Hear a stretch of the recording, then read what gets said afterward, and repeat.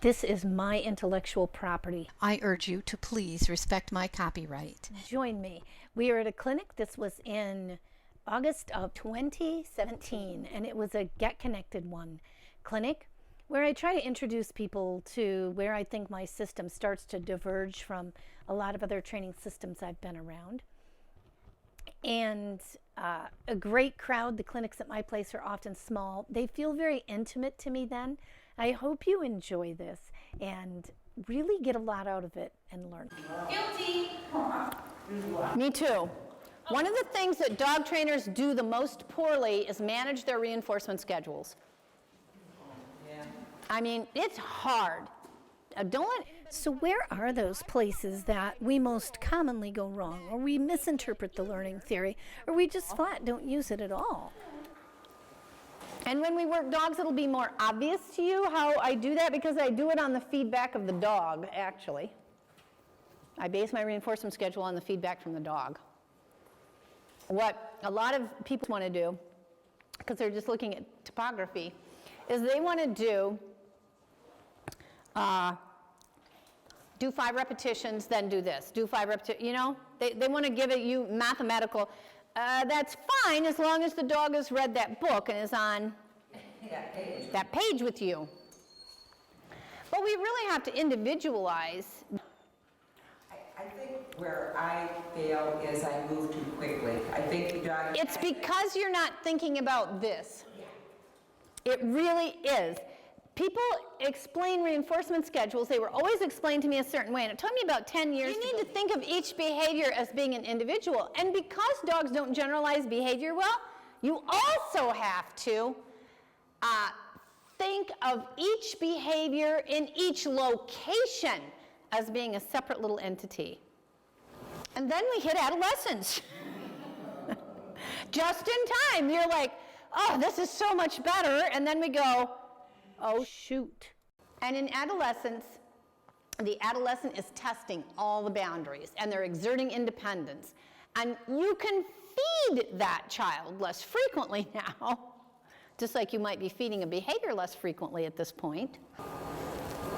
Acquisition is like the tiny infant.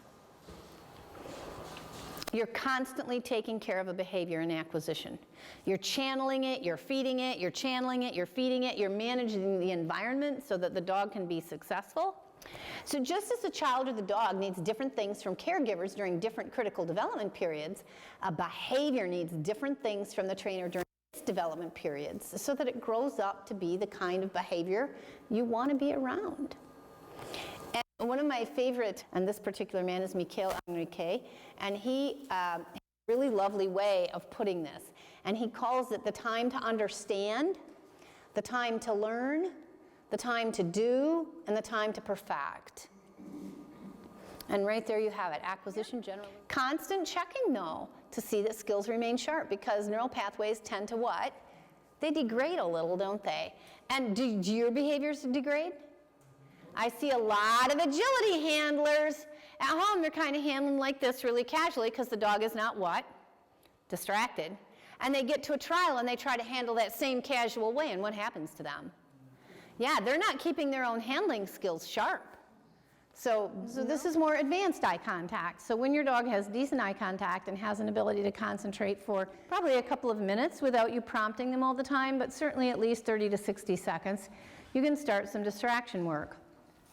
And we worked this a little bit the other day, and so to remind him what we're doing, I'm going to start with this. You would always start your next session a couple steps back from where you ended your last session. That's just good sense. It helps the dog find his brain and get back in the groove. Good. And I know he's cutting his eyes at me a little bit. He's just checking his safety. Like, I don't get all wigged about that. And she's going to remind him a little bit because she has a higher criteria, and if it were my dog and I were doing performance work, I would too.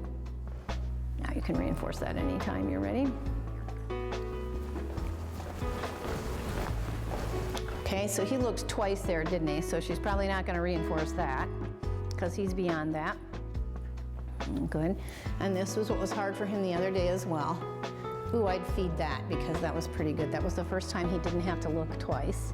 So this will be harder. You tell me when you're ready. Okay, I'm gonna drop the ball. Now, no matter what this dog does, I need to keep going.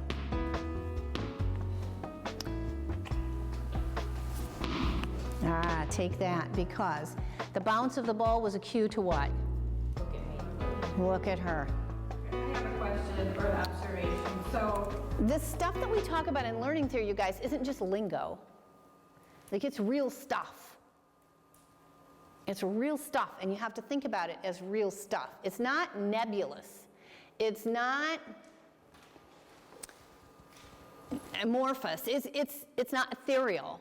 It's like, it's real. It's tangible stuff, even though it's just an idea. Right? So we start with a training idea, but we create out of that training idea something that is tangible, that we can touch, that we can see, that we can feel. That's the art form.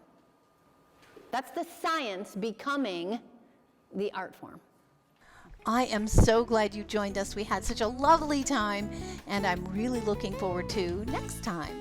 See you soon. In the meantime, happy training.